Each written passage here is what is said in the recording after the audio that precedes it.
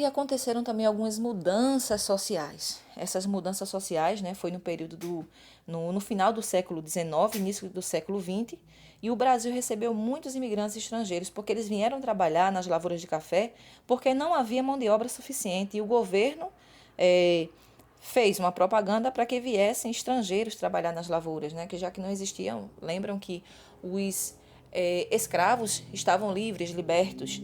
Então, nesse período, houve grande acúmulo de riquezas e algumas cidades, porém, houve algumas riquezas em São Paulo, Rio de Janeiro, por exemplo, né? Houve assim, um enriquecimento muito grande.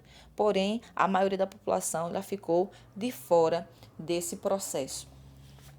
Mas aí nós vamos ver agora, né? Principalmente a população que vivia no campo, né? Ela ficou de fora desse progresso, desse enriquecimento. Nós vamos ver agora Canudos, né? No final do século XIX, a situação da população do Nordeste ele era muito precária.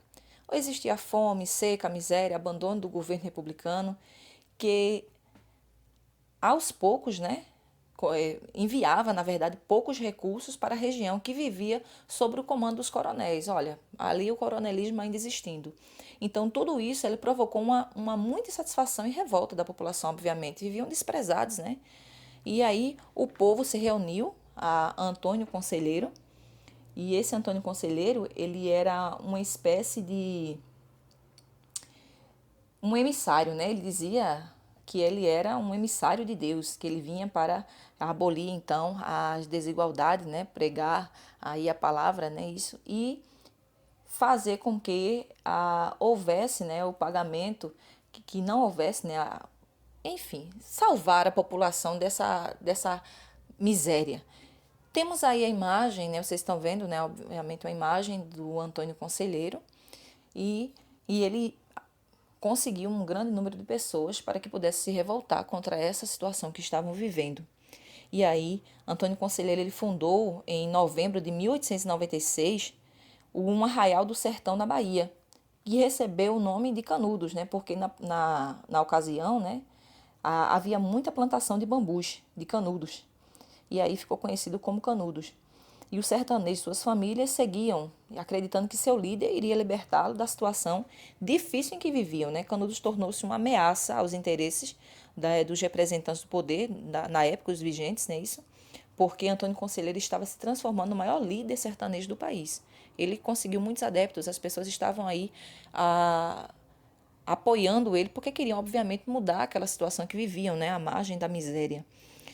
E então o governo da Bahia não concordava, obviamente, com o fato, né, de os habitantes de Canudos não pagarem os impostos, porque Canudos pregava que eles não precisavam pagar impostos, porque eles já eram ricos demais. Então, não respeitando as leis republicanas, com o apoio dos fazendeiros que temiam a falta de mão de obra, obviamente, nas lavouras, alguns jornalistas e outros setores da sociedade que entendiam que os moradores de Canudos queriam a volta da monarquia, o que fizeram? Enviaram tropas do governo estadual e federal para atacar o local e aí a população resistiu bravamente, só que após a terceira investida, né, militar, no dia 5 de outubro de 1897, a população de Canudos foi vencida. Vocês têm a imagem, né, da vitória das tropas federais e destruição total da cidade de Canudos em 1897. Vamos seguindo aí, vocês estão vendo aí os agitados anos de 1920 e o fim da República Velha, né? Aí acabando-se a República Velha. Esses anos foram, obviamente, muito agitados. Né? Nesse período aí, houve muitas fábricas, né, se instalando e centros urbanos se desenvolvendo, e grupos políticos surgindo para, né, ameaçar o domínio das oligarquias paulistas e mineiras, porque era aí a política café com leite. E então, com a implementação das fábricas, diversos centros urbanos, ocorreu aí um grande inchaço desses locais, porque eles recebiam muitas pessoas que iam morar neles, né? Saíam do campo e foram morar na cidade em busca de emprego. E aí as condições de trabalho eram péssimas, né? Trabalhavam até 16 horas por dia, imaginem vocês, né? 16 horas por dia. E as condições de moradia também eram deploráveis. A maioria dos trabalhadores, eles moravam em cortiços ou em mocambos, né? Cortiços são uma casa, né, digamos assim, apertada, onde só tem os quartos, dividem uma cozinha, dividem um banheiro para todo mundo, péssimas condições. E elas eram desumanas, né? O trabalhador aí, os operários. E aí eles então promoveram uma greve, e essa greve teve um sucesso. E os operários ganharam força com a fundação do Partido Comunista Brasileiro de 1922. Os comunistas foram proibidos de agir. E aí continuaram atuando os sindicatos. E aí nós vamos ver em seguida, né, a coluna Prestes. Temos aí, né, antes disso nós temos o tenentismo, né? Os operários estavam insatisfeitos e aí os jovens oficiais tenentes da Força Armada também estavam insatisfeitos, porque os tenentes iniciaram um movimento armado com o intuito de tomar o poder e ficou conhecido como movimento tenentista. Esses oficiais não aceitaram então a política do café com leite e nem as fraudes do voto de Cabresto. Estavam aí lutando aí contra esse sistema. E nós temos aí a coluna Prestes, vocês estão vendo Luiz Carlos Prestes, e temos aí, com essa revolta dos tenentes, né, o capitão gaúcho Luiz Carlos Prestes, ele comandou o movimento armado, que ficou conhecido então como coluna Prestes. Eles defendiam a posição do presidente da República e a implantação, né, do voto secreto, o ensino fundamental obrigatório no Brasil, e queria também acabar com a miséria e a injustiça social no país, né? Nada mais justo do que fazer isso. Então, os participantes, eles caminharam cerca de 25 mil quilômetros, vejam vocês, pelo interior do Brasil. E aí, durante o trajeto, eles enfrentaram tropas estaduais, federais e além dos jagunços, né? Aqueles malfeitores.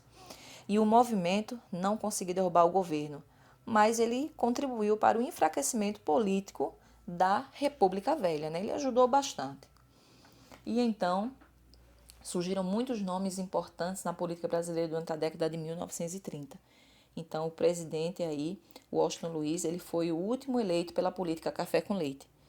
E em seguida deveria eleger o Mineiro, né, para presidente, mas entanto não aconteceu.